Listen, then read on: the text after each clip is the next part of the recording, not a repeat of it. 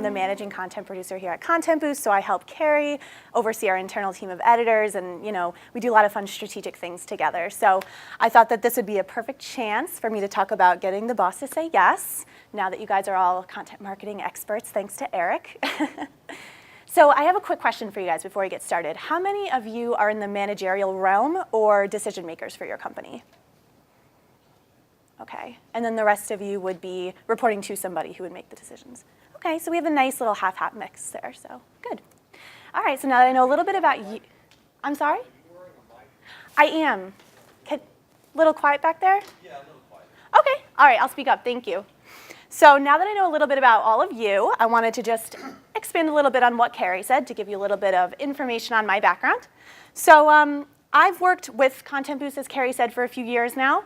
I've been producing original custom copy for a number of clients, just as Eric does. Prior to joining Content Boost, I was working with a number of print and digital editorial sources. I've done blogging, e-newsletters, social, and the digital side. I've also done print. I've also previously worked for HGTV Magazine through Hearst Corporation. I've also worked for Folio Literary Management. Okay. So there's a few things you guys already know about content marketing, thanks to Eric. But just to kind of go over them really quick, a little quick recap. So we know that content marketing is in and traditional marketing is out. So I'm kind of a question asker, if you will. So another question for you guys. So when was the last time you genuinely saw a traditional marketing campaign, say a billboard, you're driving on the highway, you see a billboard, or a print, in a magazine, a print advertisement in a newspaper, and when did that advertisement engage you so much to the point that you actually went and called? Or that you actually looked at it twice even? Can anybody really? Okay, so we have one person in the room. And 2, 3, all right. You actually called, you followed up on that advertisement? Okay, so we have about a handful out of about, a good well-stocked room. That's kind of what I was expecting to see. I mean, I know for myself, when I advise my clients on what works best for them, I ask them to think about themselves as consumers. What engages them most? And it's really funny because then all of a sudden it's like a light bulb goes off and they're like, oh, I actually don't look at that. That might not be best then for my company. And that's certainly not to say that those advertisement paths do not work. Certainly not saying that. 9 times out of 10, though, when you think about yourself as a consumer, those types of things aren't as engaging as a content marketing asset, like blogging, social, things that are mobile-centric. And to that point, content marketing is no longer a buzzword. It's really part of the everyday vernacular. The reason why you guys are all here, I'm sure you've already heard of content marketing, kind of, I'm sure what drew you in today. And then lastly, your competitors are all in. So this is something that Eric already touched upon. Looking forward to kind of expanding upon that further in regards to how you can get your boss to say yes and give you that green light. So, as I just said, how to get your boss to say yes. So first we're going to talk about some tips and tricks. These are things that, well, when we advise our clients, they've already given, they already have the yes, because we're already talking to them and carving out their strategic initiatives within content marketing. But there's a few things that you can bring to your boss or that you can consider yourself as a decision maker for your company in regards to the benefits that content marketing has to offer. So the first would be, first and foremost, you got to prove the return on investment. As a decision maker, half of you guys are, either way, if you're a decision maker or not, you know that a top priority for your company involves wisely allocating your company's hard-earned dollars. ROI is going to always be top of mind. You've also have to demonstrate, not only say, oh, well, our competitors are all in, but how do you actually demonstrate that in an impactful way? And then you have to show your boss why he or she should specifically care, of course. You guys all know the benefits of content marketing. You know why it's so great. But unfortunately, it's not going to go any further until you get that buy-in. And to do that, we're going to look at some really innovative use cases, some things that we've seen happening recently. Okay, so I always like to say that there's an unconventional ROI of content marketing, I feel, in the sense that today's consumer is so different from what consumers used to be in the past. So, I mean, when you think about it today, research from Google shows that the average consumer digests 10 pieces of content before making a purchasing decision. That's huge. And I mean, think about yourself. Let's say you're going to buy a couch. I just got an apartment this year. I had to stop, I had to fill up my apartment with furniture. I mean, I'm not just going to go to IKEA and without looking at, maybe look at one couch and be like, yes, I want to be informed. I might go to multiple places. I might wait until a sale breaks at IKEA. I want to look at the aesthetics of the couch. I want to look at the size. I want to look at how it's going to fit. It's just crazy when you think about how habitual it is for the consumer to be more autonomous, more informed, more educated. And so when you think about that, the ROI, there's a kind of an unconventional ROI, something that can't necessarily be tracked or measured in dollar form, but it's certainly there. So now we're going to look at some numbers that you can definitely use to kind of, show your boss why he or she should specifically care. So content marketing produces 3 times more leads per each dollar spent. Companies that blog at least 15 times per month get 5 times more traffic than companies that don't. And this is a really interesting one. So all of you guys now know about the varying content marketing vehicles that are at your disposal, thanks to Eric. So email marketing was one of those, so you guys all are aware of what email marketing consists of. So 66% of online consumers state that an email marketing message resulted in a direct purchase. That's pretty big.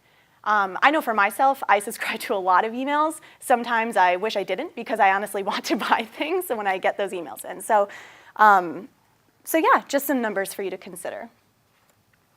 So here's some more numbers. Well, we have a little bit of just a statement here and then some more numbers. But obviously, the more resources that you invest in your content marketing strategy, the more results you're going to see. So you might have just a blog, and that's wonderful. But you want to add email to that. You want to add social to that. You want to kind of expose and solidify the scope of your content marketing program, and you want to nurture that. You don't want to just kind of create a Facebook page and then get cold feet and say, well, I have it up. You're going to nurture that. The more results you're going to see. Kind of a self-explanatory statement, but nonetheless, it's still important.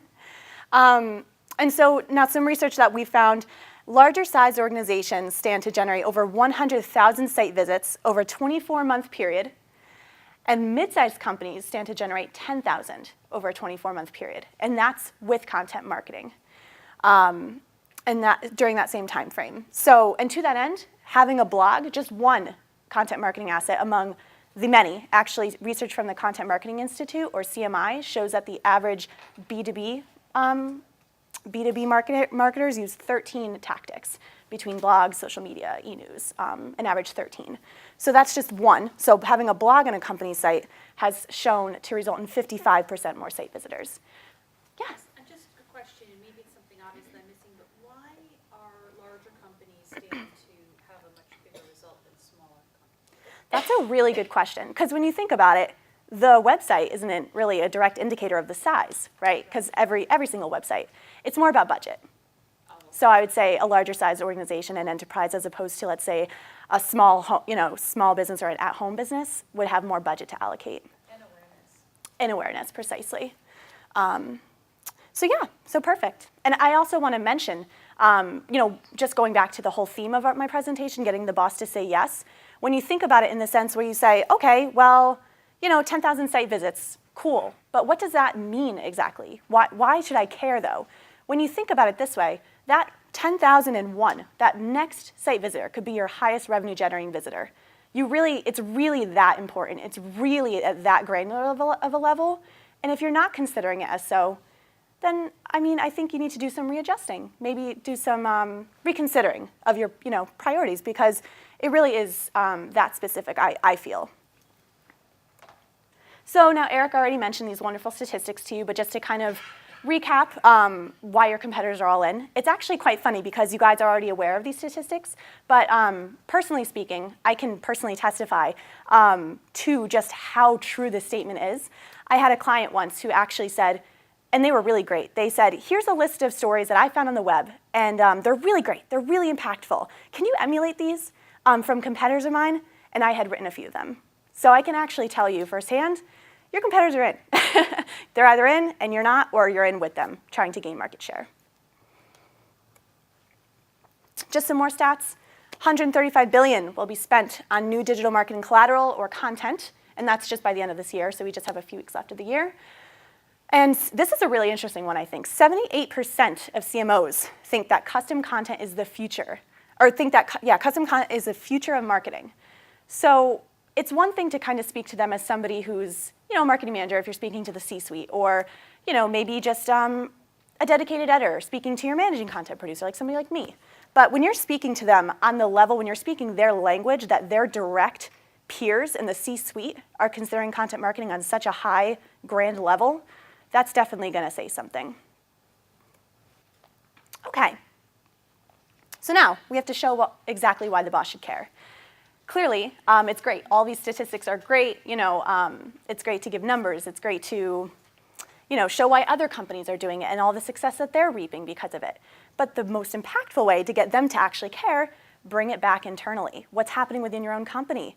If you don't come to them with some really impactful, insightful evidence that you really need this, it may not really go anywhere. So think about it. Have your number of website visitors dropped? Are you without compelling marketing assets? I'm sure, a lot of companies have intranets, where all of your collateral lives. Is your marketing collateral, are there tumbleweeds blowing through? Is there nothing that you can actually pull from and repurpose and use and try to engage your customers with? That's a key indicator. And obviously, are those old tactics failing you? So we've all already given our insight into how we think those are working. And, with the exception of a few people, it seems like there can definitely be improvements. So now I want to look at some really fun ones. This is the fun part for me. So we have a few use cases here.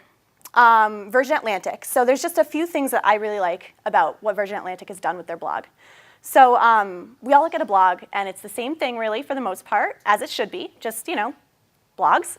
Nothing really, you have multiple authors, you have bylines, you have bios, you can click on some things and traverse their website and, increase the exposure of other assets through the blog. But I really like what Virgin Atlantic has done here. So one, the fresh copy daily, of course, that's kind of a given with the blog. As Eric said, you got to be posting.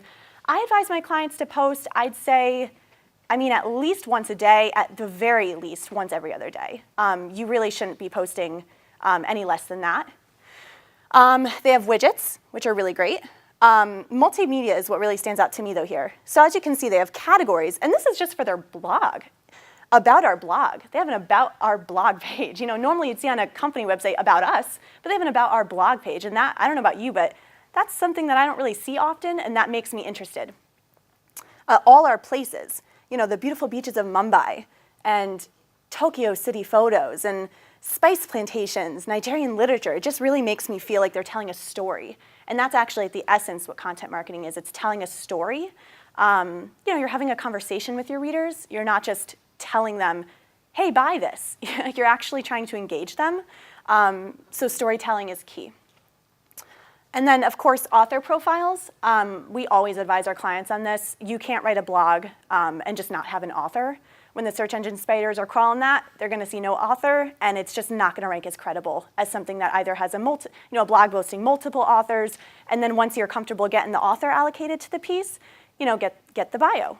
Maybe a short, concise, to the point bio, elaborating on who the person is, their expertise, why they have the blogging platform, etc. Oh, of course. So you mentioned you recommend you post at least once every other day, once a day, preferably. Is there a point where you feel like there's too many for one day? I think it does depend on the size of your company, but Absolutely. you don't want to spam your followers. That's a really great point. And at the end of the day, you're going to know what works best for your company. There's things that I can advise you on, but if you feel, I personally think one post a day is adequate. I don't think that's too much. I think after that, posting more than once a day, use your best judgment. If you're seeing that it's not being warmly received, then I would certainly lighten up a little bit then. But I would say just thinking about myself as a consumer, one post a day doesn't seem like I'm being inundated with content. Can I just throw in, That's a really great point. Different people on their Facebook pages, maybe they're consciously aware of what they're posting. Yeah, No, please don't apologize. But I think Rich touched on a really great point that I think it doesn't have to just be a blog every day. Like what we tell our clients is that we produce words. So wherever you want to allocate those words, I think as long as you're just keeping a conversation going, what I'm saying, whether it's through blogs, whether it's through a featured article, whether it's just a tweet even, just make sure you're out there actively, consistently keeping an ongoing conversation. And I think I saw another hand. And anybody else? No? I was just going to ask this question. Well, I'm saying, so here's the thing. So you can actually, we've included bios in blog posts, depending on the length. You don't want it to be too lengthy as to distract the reader. But, you can also have a link where you click, and then it brings to an actual author page. So it's really up to you, to use what you think works best. Yeah, great. Okay. So just really quick to talk about my next use case. So I'm sure, obviously, you guys all remember the blackout for the 2013 Super Bowl. So this one was really funny. Oreo, and they're known for posting really engaging and fun social media posts. But you would have thought that they had planned this. It was that fast. But right after the blackout happened, they posted a really fun, as you can see, just a really fun little quip of a social media post on Twitter. And within just the first hour, it got retweeted 10,000 times. And then industry pundits were making, fun remarks saying that it stole the night, so to speak. So, and that's just another. So we had, we've talked about email marketing, how those result in direct purchases. Then we have social media and how it can be tweeted tens of thousands of times within just 60 minutes. Okay, so kind of like Eric did, I have some questions for us. But before I get into my questions, I'm thinking, open up the floor. We have a few minutes to discuss anything. Well, I think, so that's a really good point, but I think you're really looking at the demographic. So today, the majority of Twitter users are between 18 and 30. So, look at your demographic. If your majority of consumers are 50 plus, you have to use your best judgment. But if your consumers are on the lower, so I guess the point would be you have to look at the analytics. You have to look at the age, the buyer purchasing preferences and behaviors. But I think, just to chime in, I think the reason it's cost of doing videos, that kind of thing. Absolutely, that's a phenomenal question, which I'm happy to get into right now. But I think, Rich made a great point in that he said for companies with a smaller budget, social is ideal. You just create the social media account. There's definitely multiple avenues you can take. There's multiple blogging platforms, WordPress. If you really wanted to get started with WordPress, depending on the scope and the size of your enterprise or company, it's a free platform to start. So, I think it's key to craft, it's key to craft a content marketing strategy that corresponds accordingly with the budget, of course. So I think the best thing is about content marketing in the sense that it's different from traditional marketing is that, like I said, the average marketer is using 13 marketing tactics to engage customers. And all of those, bless you, all of those have differing budget requirements. So, just, if you don't have a big enough budget to start with a full scale, 31 blogs a month every single day, you have the flexibility to do what works best for you. But it's my responsibility. Thanks, Carrie.